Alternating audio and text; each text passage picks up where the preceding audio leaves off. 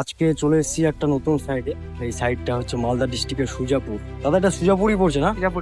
সুজাপুর ডাঙ্গা টারবিয়া public school, টারবিয়া public school. তো এখানে আমাদের পিএমটি দিয়ে কাজ চলছে। এখানে কাজ চলছে 25 mm। 25 mm দাদা, 40 mm আছে কি? আচ্ছা, 25 mm, 20 mm, 16 mm, 12 mm এবং 8 mm। 10 mm আছে দাদা?